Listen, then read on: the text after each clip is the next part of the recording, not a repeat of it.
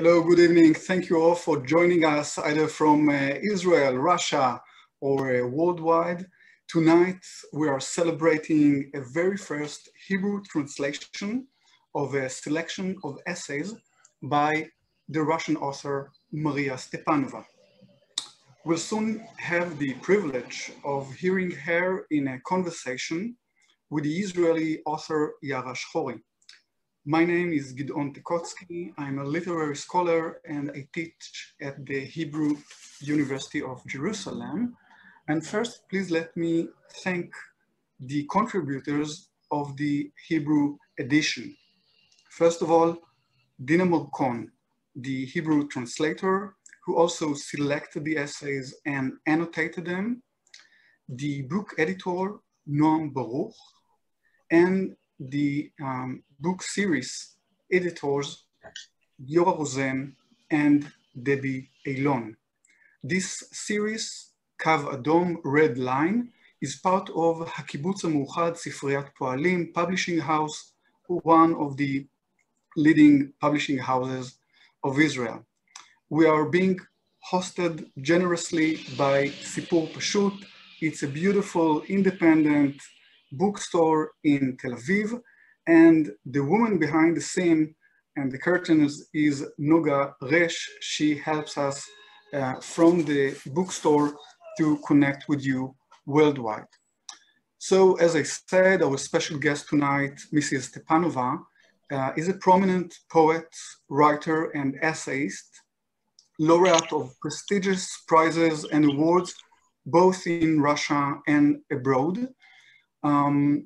Like the great Russian authors whose steps she follows, she makes all of us, her readers, reflect on our lives through literature and within literature. And she shows how the very local is the universal and vice versa.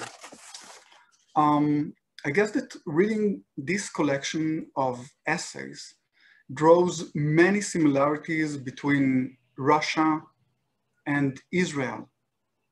It opens up many political questions, but it would be more fruitful to focus tonight, at least, on literary issues that Stepanova arises in her writings, as literature is a higher level of life, of deciphering reality.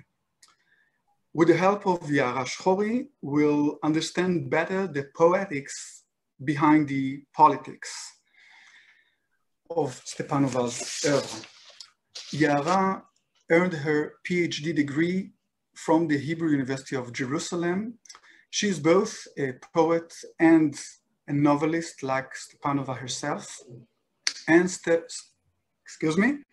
serves as a book editor at the well-known Keter publishing house in Israel. Her previous novel, Aquarium, was recently translated into English by Todd Chazak-Lovi and has been published with Farrar, Straus, and Giraud, part of Macmillan Publishers, New York. So I suggest, Yaara, that you begin now with your part. Okay. Good evening, Maria Stepanova. It's such an honor to have you with us this evening. I think it's really a celebration. It's really strange and exciting evening for us in Israel. It is a political evening. There is a new government, so we can't step out of political issues, but we'll try. There are so many topics which I found fascinating in your book and in the essays, and I found myself underlining so many sentences. But maybe we'll start with memory. Your last big book, In Memory of Memory, was translated into 11 languages and going to be translated into more. And we can describe it as a memoir, a remarkable memoir that deals with your family and the history of Russia.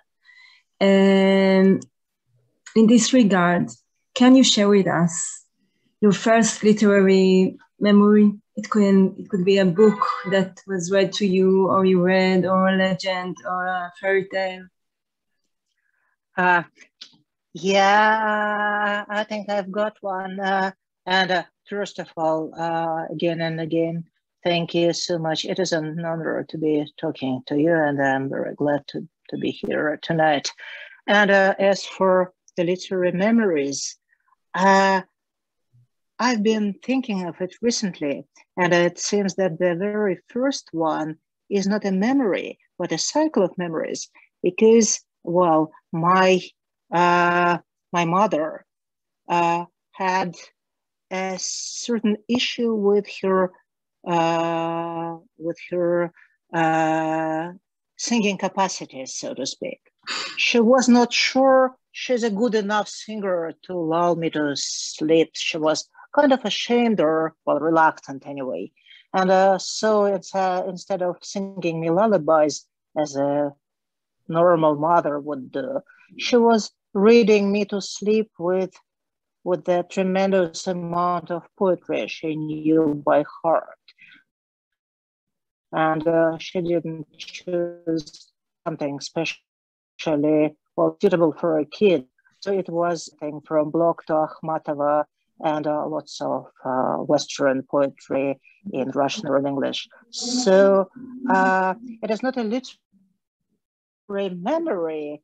I don't remember the lines, but I remember the feeling when you're literally soaking literature in your sleep. It was a good time, yeah. That's so beautiful, actually. Most of the lullabies in Israel were written by poets that took this role of educating the little kids. So they have but it's different, I think. I wanted to talk about this book that Dina Malkon was a translator of it. It deals greatly with the past.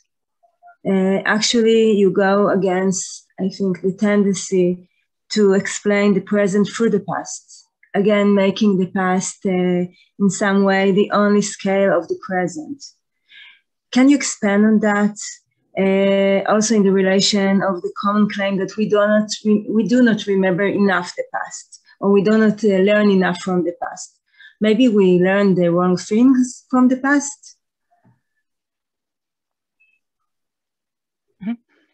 Well, I suspect that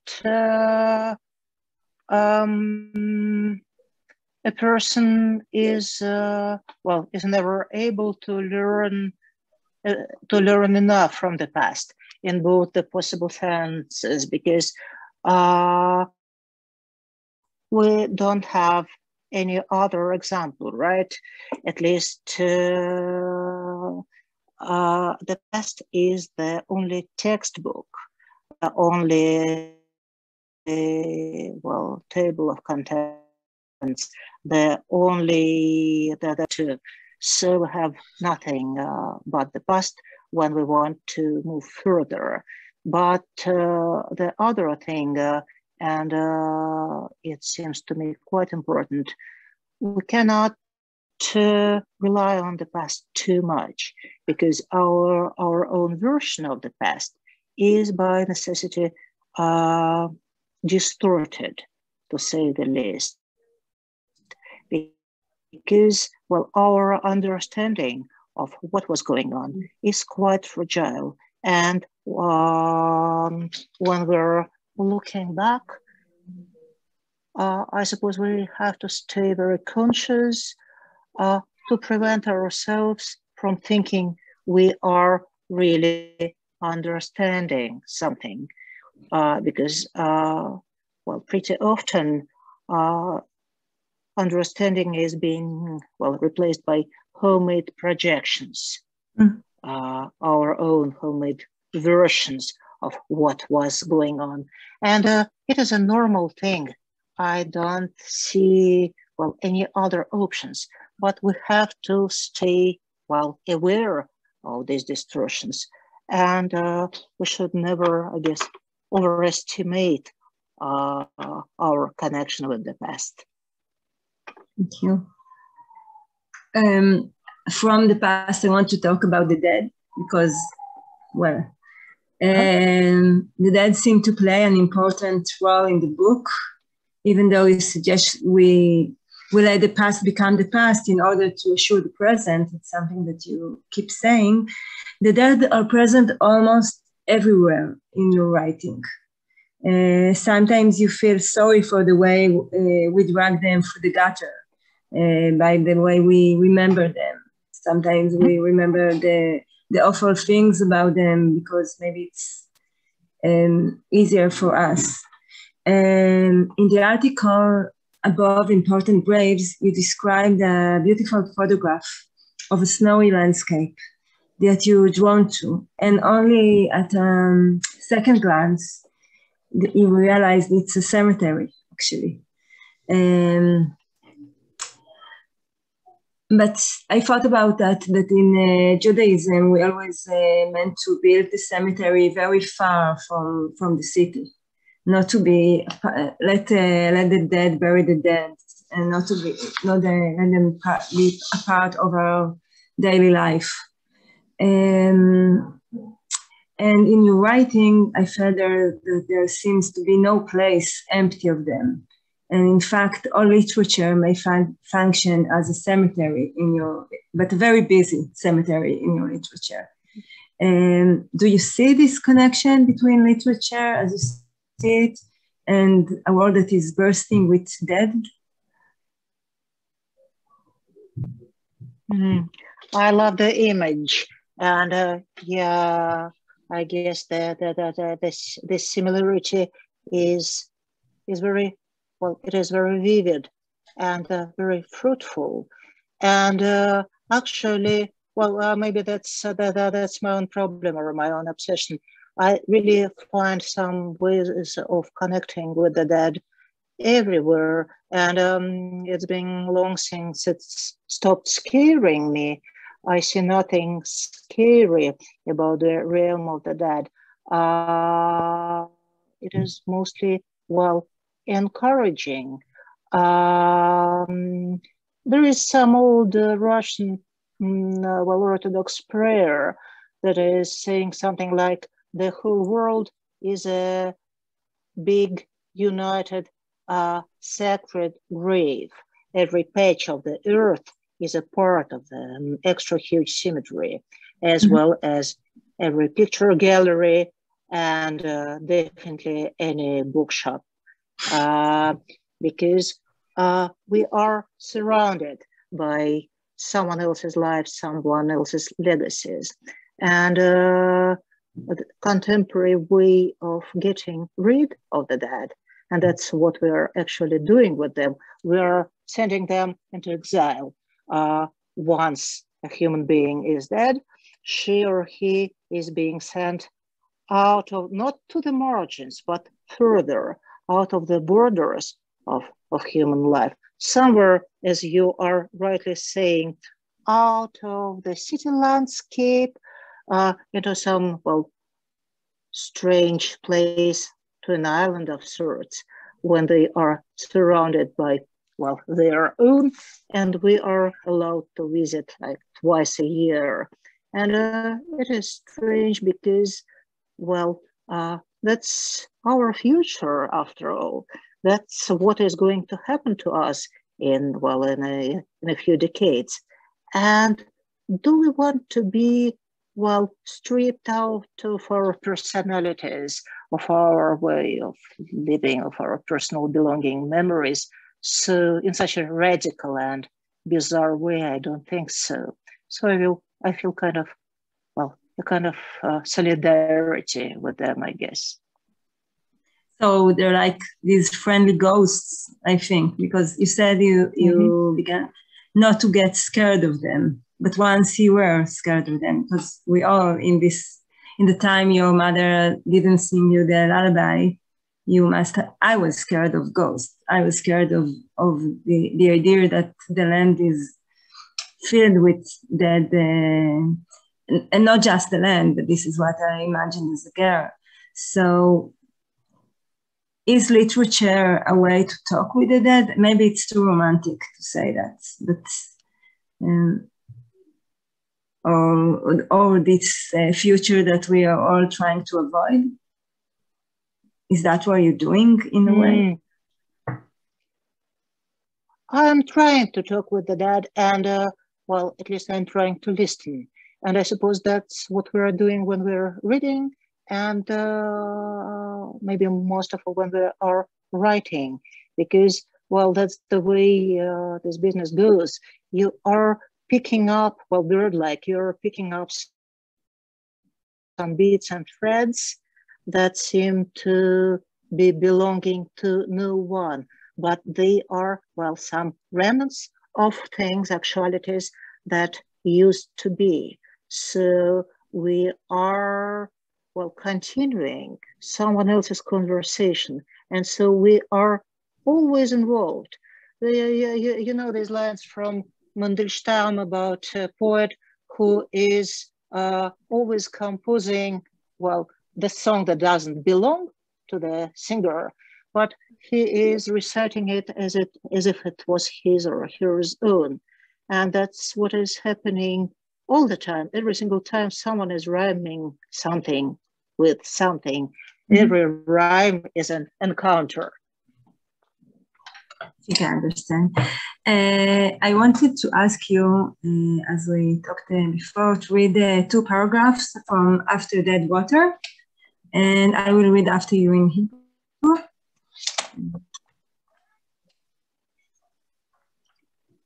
Yeah, and thank you so much for doing it, because it is the first time I'll be hearing the Hebrew translator, Dina Marcon's wonderful translation, and one more meaningful encounter.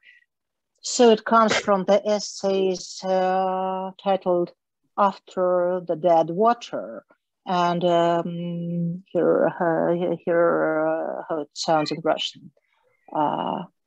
Любая повседневность, даже самая немудрящая, всегда перед кем-то и чем-то виновата, уже просто тем, что соседствует с чужой бедой. Никогда не знаешь в полной мере, чем затемнено твое благополучие, с каким количеством страдания оно размещено в одном воздухе. В некоторых случаях, когда происходящее становится настолько видимым, что от него уже невозможно отвертеться, повседневность оказывается уже не слепой, а преступной. И сама не знает, как ей с собой поступать, отменить, переменить, зажмуриться еще крепче. Не так давно я читала статью, написанную психотерапевтом, клиентуру которой составляют мои ровесники, московские жители лет 35-45, обремененные советским детством, умягченные годами сравнительного благополучия. Где-то по ходу текста приводится один сон, перескажу, как запомнила тогда. Вышел новый закон, рассказывает сновидица. Теперь тех, кто теряет документы, приговаривают к расстрелу. А я как раз потеряла паспорт, и сразу же за мной пришли. Дома все страшно расстроены, но делать нечего. Я собираю вещи, мама говорит, ну, конечно, расстреливать не будут, ограничатся ссылкой. И действительно, меня не расстреляли. И вот я сижу в стылом вагоне, и поезд идет куда-то, и я думаю, надо же, я ведь всегда знала, что так и будет, что моя домашняя жизнь, все это детство, весь этот наш обиход с его мелкими заботами, что все это ненадолго, что кончится вот этим, что ничего, кроме этого вагона, нет, что я для него родилась. Thank you. So I will read from the Hebrew, from Dina Marcon's words. כל יום יום, אפילו הלא מתחכם ביותר, אשם תמיד בפני מישהו או בפני משהו, ולו מעצם העובדה שהוא מתקיים לצד אסונו של אחר. לעולם אינך יודעת מלוא המידה מה מאפיל על רווחתך, מהי כמות הסבל שרווי בו האוויר סביבה. במקרים מסוימים, כשהמתרחש נעשה נראה עד כדי כך שכבר אי אפשר לחמוק ממנו, מתברר שהיומיום כבר אינו סומה אלא נפשע, ואינו יודע כיצד לנהוג בעצמו. לבטל, לשנות, לעצום את העיניים עוד יותר חזק. קראתי לא כל כך מזמן מאמר שכתב פסיכותרפיסט שלקוחותיו מורכבים מבני גילי, תושבי מוסקבה בני 45 עד 35, של כתפיהם רובץ עולה של הילדות הסובייטית, אשר רוככה בשנים של רווחה יחסית. אי שם במהלך הטקסט מובא חלום. אספר אותו כפי שהוא נחרט אז בזיכרוני. נחקק חוק חדש, מספרת בעלת החלום. מעכשיו דנים את אלה שמאבדים מסמכים להוצאה להורג על ידי כיתת יורים. בדיוק איבדתי את הדרכון ומיד באים לקחת אותי. כל בני הבית נסערים מאוד, אבל אין מה לעשות. אני אורזת את הדברים, ואמא אומרת לא, לא יוציאו אותך להורג כמובן, יסתפקו בהגליה.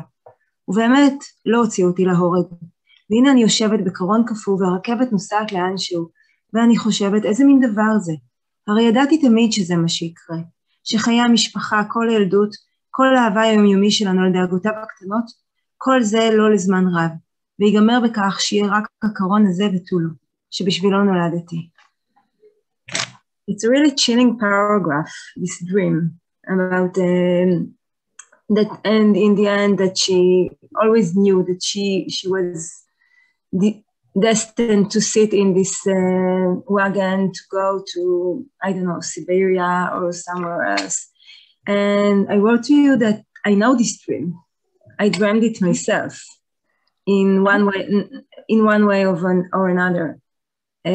This feeling that we are living on quicksand, that the future isn't safe, and maybe the present isn't safe as well.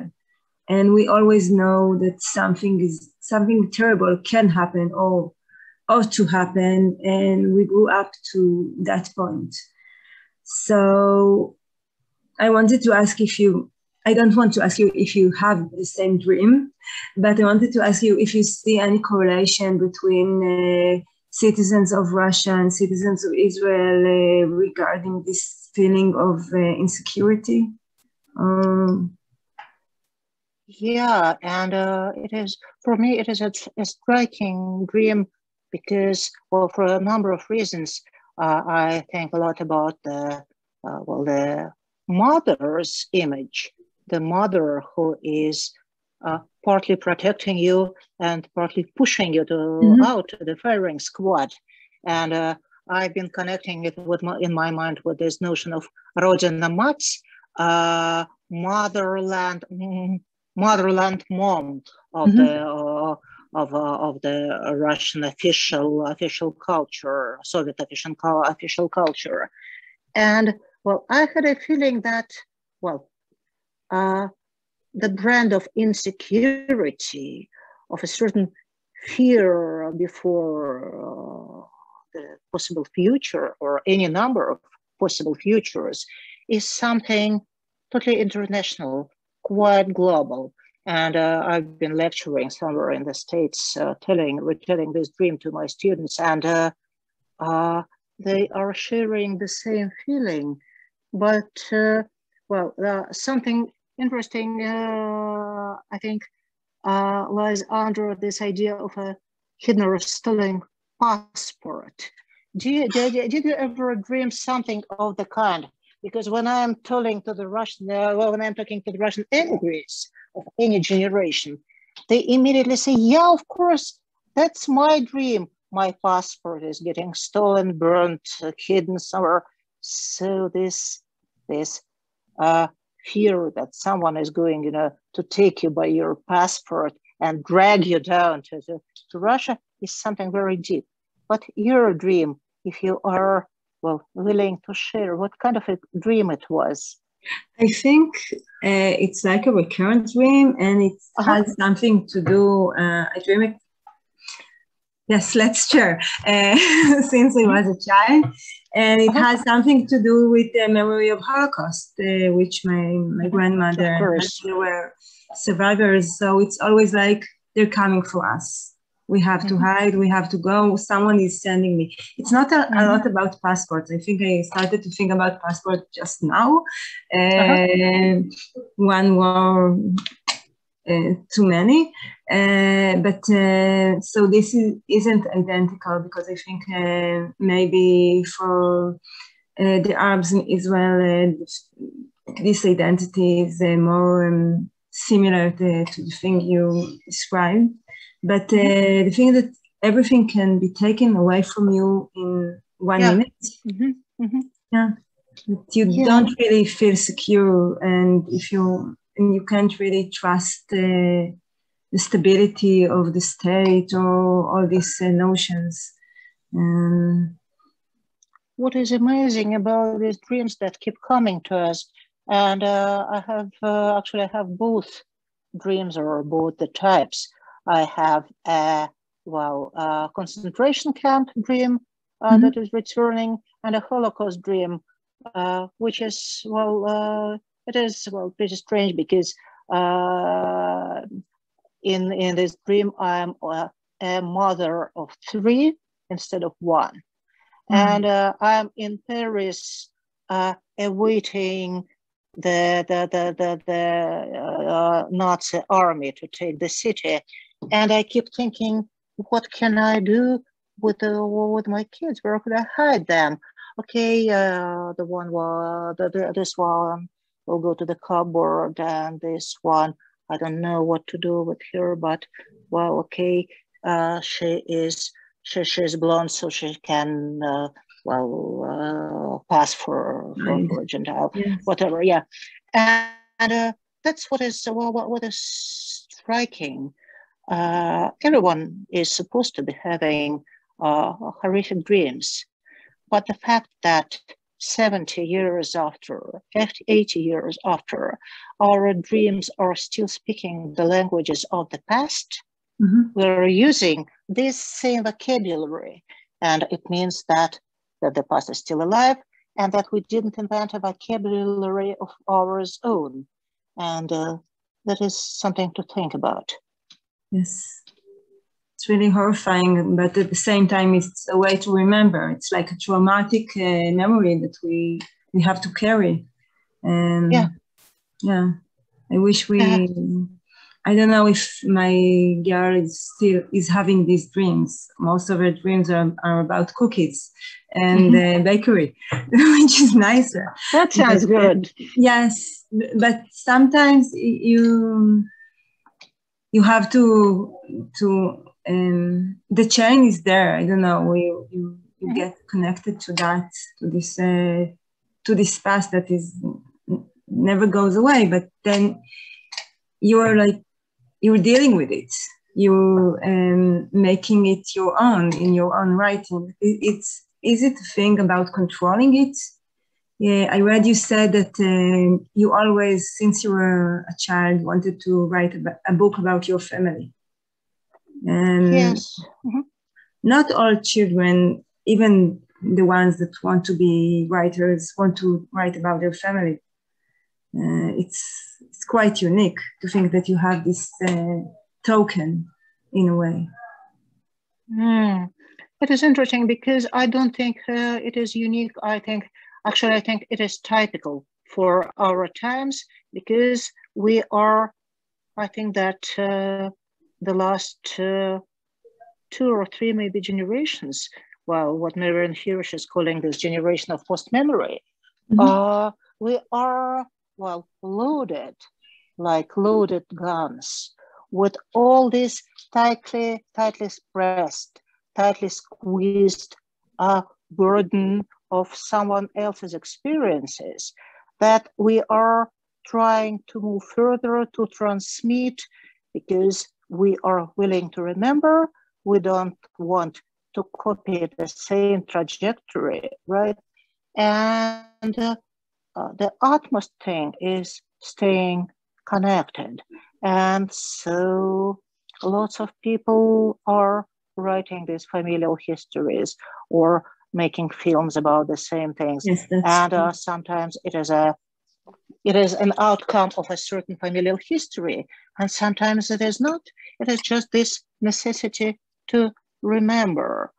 And I wonder, of course, it is somehow connected with the fact that I'm, a poet, a writer. I always felt myself as the one who has a voice to be distinctive, And it makes a difference because in my family, you were supposed to stay silent, more or less, as invisible as possible for almost a century. And I was that maybe final bed on the thread that has a chance to become visible. And so I felt I need to speak, but it was before any serious writing. I guess it came before writing, and maybe writing comes out of this necessity to tell someone else's story, which is strange, really, but that's how it worked with me. Yes, it's not strange, but it's really fascinating that you it's like a project of a lifetime in a way, because you did it a long time before you started writing it, isn't it true? I will go back to the book, something that you wrote about this English critic that said that described all the Russian literature as a fantastic literature. I thought it was so interesting to think about all this great literature that we read in translation as something that always has unreal images in it. How do you connect it to your own writing and maybe to the place of Russian literature right now in the world? Because it's not as it used to be. Mm-hmm. Yeah, it's a wildly interesting topic because you are, of course, you're right. And if we are visualizing a world map of literature, Russian literature is definitely not what it used to be comparing with the 1920s or 30s.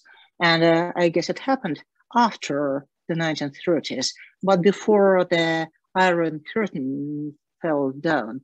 Yeah. I guess Russia or the Soviet Union and the outer world kind of closed down from each other for a lengthy period of time. And of course, we know all the historical circumstances, the background, everything. But whatever, after a while, in some 20 years from the 1930s, when the English-speaking world was writing about Russian literature, they were regarding it as in a certain exoticized way, as if it was primarily a work of journalism, a report from a strange country with horrific or bizarre way of living. And the first thing was to get the actual information, and the writing, the experiment, the writer's voice were not so important. And that's how it worked. Even with the big, well-known masterpieces of Russian literature, like Platonov or like Varlam Shalamov, they were read primarily to know something about this strange territory where everything is possible. And writing is confusing, imaginative life of the writer and the actual circumstances of his private life. And it was going like this for years and decades. And nowadays, I guess a big, not a good half, but more of Russian prose is dedicated to the past, trying to reconstruct it, to retell it, to invent a different ending, as if there was a possibility to make things different. by the means of writing. And that's what sci-fi does, doesn't it? How is it for you now that you're being translated to so many languages and your books are being read by people in so many different states, and you are like opening a window to Russian literature? Are you an ambassador? Are you feeling you have a role? Because I think the question of a role, the question of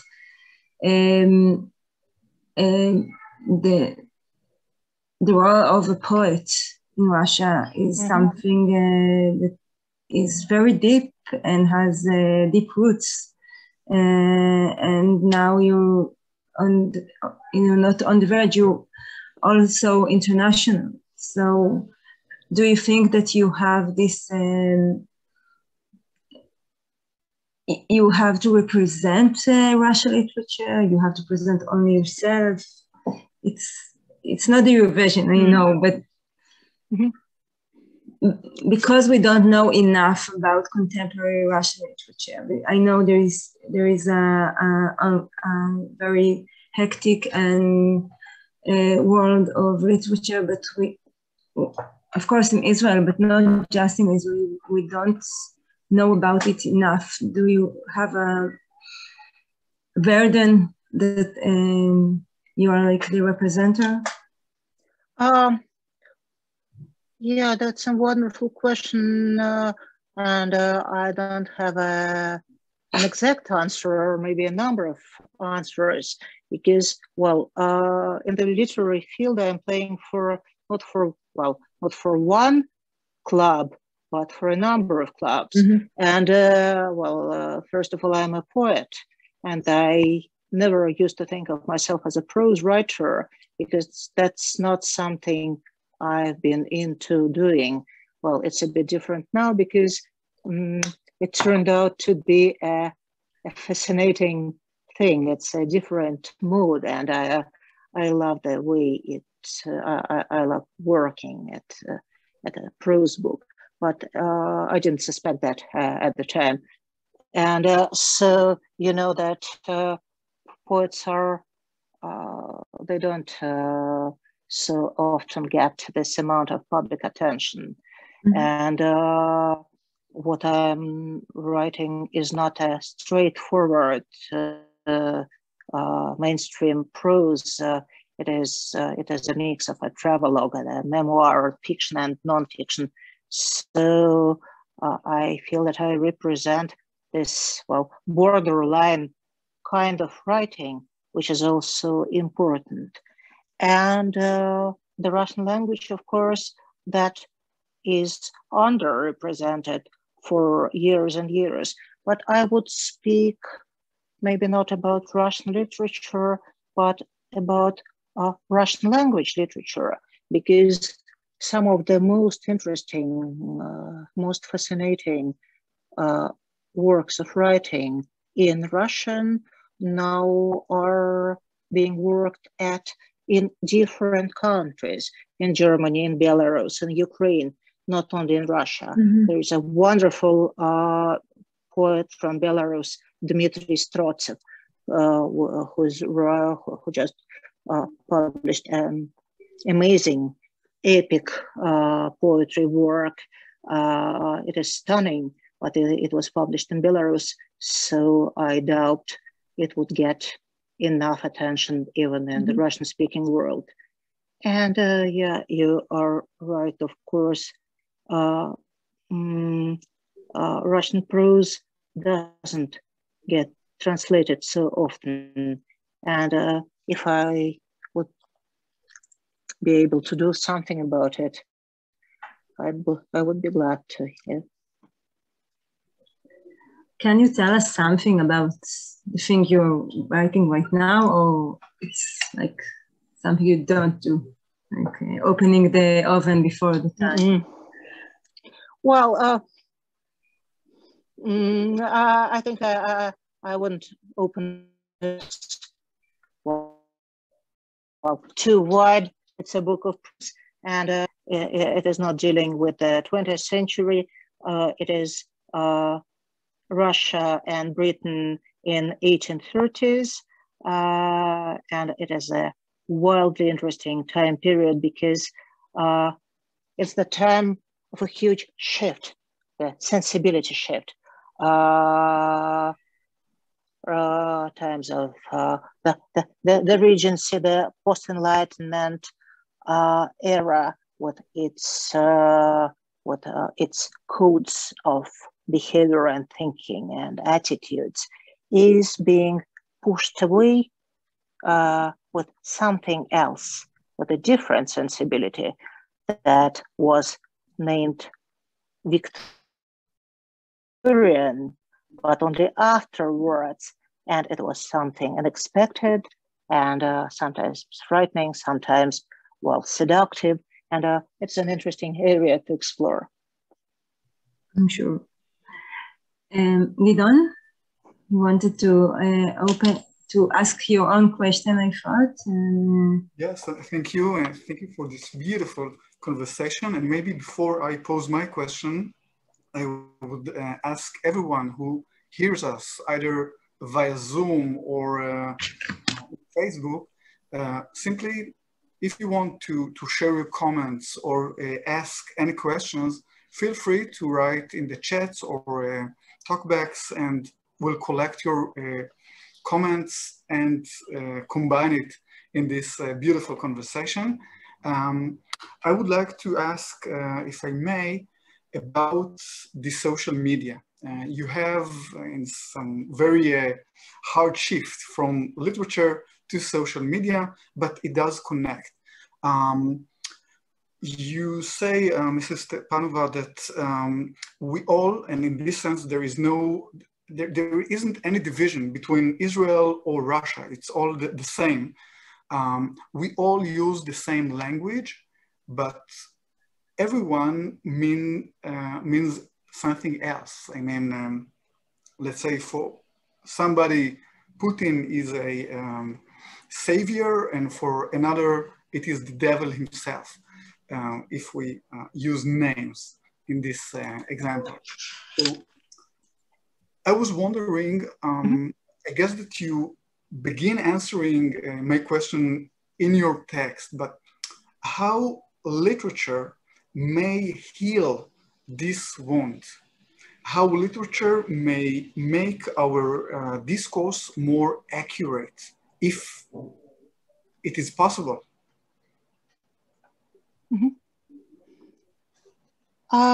That's a wonderful question, even if, or maybe because it belongs to the brand of questions that are answered with books and essays, and not with a couple of phrases. But I think that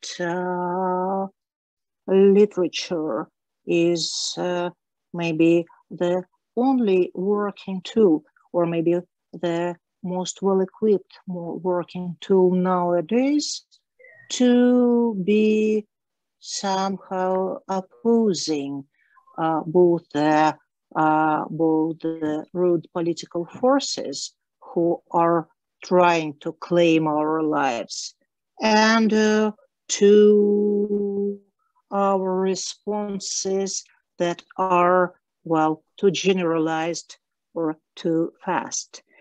Because, well, first of all, well, I think that poetry is, well, activism by definition, because it is a school that teaches us to weigh every single word of ours.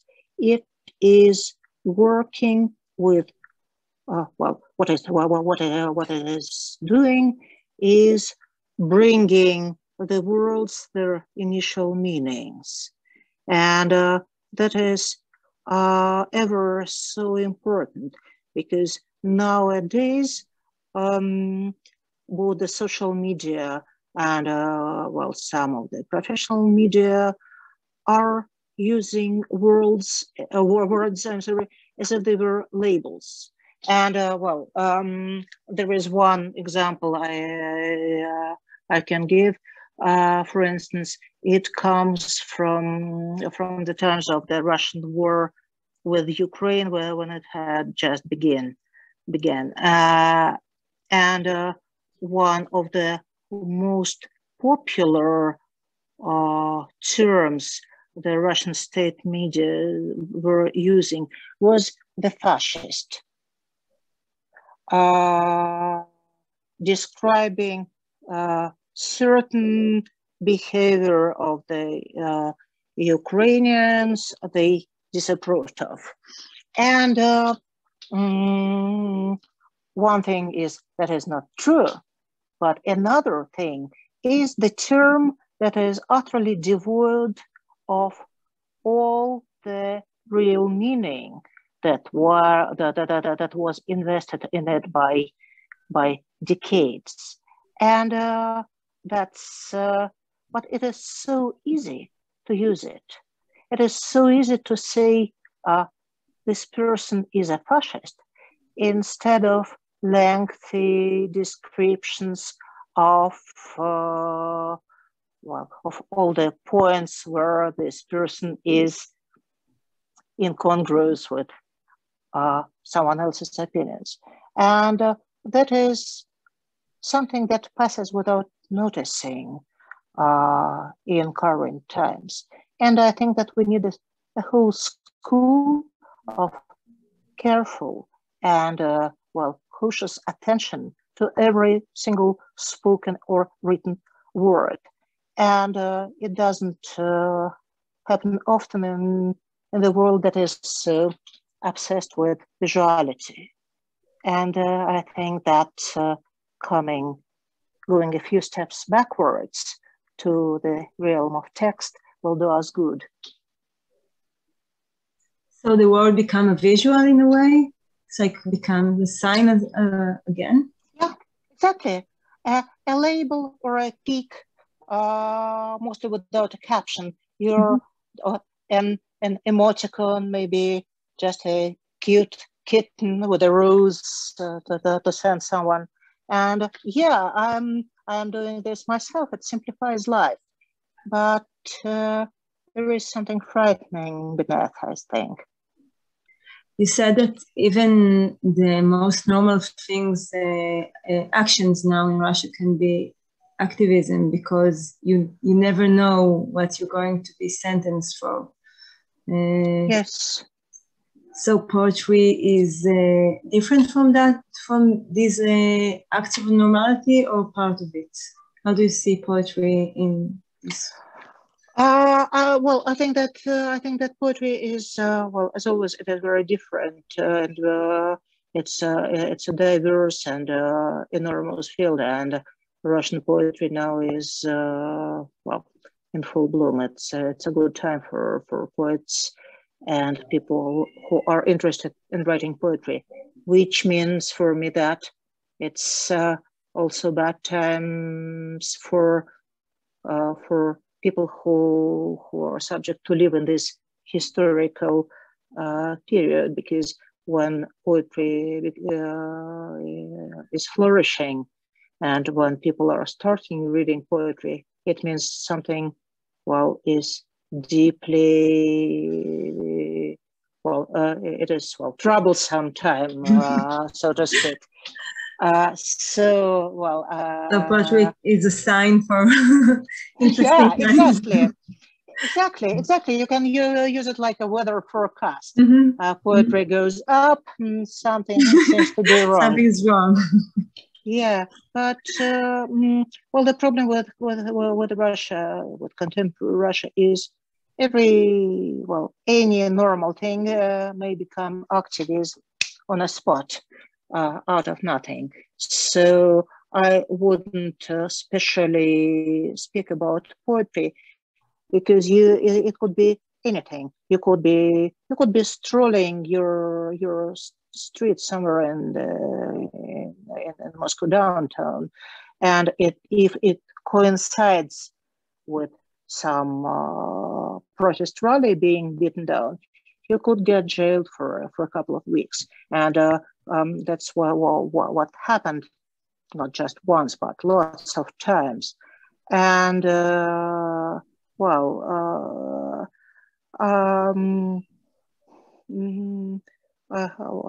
you may imagine I have a big number of troubling stories, but I won't bother you with them right now. Let's just say that in a certain framework, every normal activity may become activism, not because it was planned to happen so, but the context is so hot and problematic that just staying sane is a form of activism as well. Mm-hmm. Mm-hmm. Aren't you scared? Sorry about this.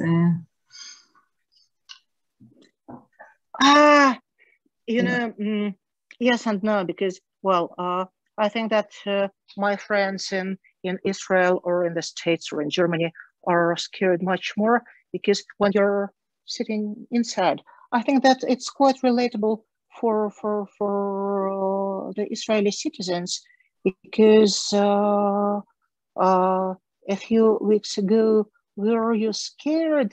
I guess you were, but still it was a normal, abnormal life. And this combination of normal and abnormal is something you're getting used to over the years. And so it is a complex thing. No, I don't feel, really, really scared. Mm. But I feel disturbed, of course. Okay. Thank you so much. It was fascinating. And I think, are there any questions? Noga, Giddon? No. Or maybe there's somebody here in the audience that would like also to take part. If Dina wants to say something about the art of translating in this context, or Giora, everyone who would like to share is now invited. So we'll open the floor for everyone for some few moments. Or maybe everyone is too shy. And in this case, I would also like to thank you both for this conversation, which was so inspiring, and specifically to you, Mrs. Stepanova, for reminding me the added value, if I may say, use this capitalistic term, the added value of literature versus history. Because history teaches us to learn from the past and go back to the past. And you in your book says, listen, there's something, there could be some dangerous thing about getting back, returning to the past again and again, and look at the present, and more importantly, look at the future. And I think that in a way, that's how literature may now contribute even more than history to our present life. So many, many thanks for this beautiful, so beautiful book, for Dina, for Giora, for the publishing house, and to all of you who watched us or watch us in the present. Thank you all.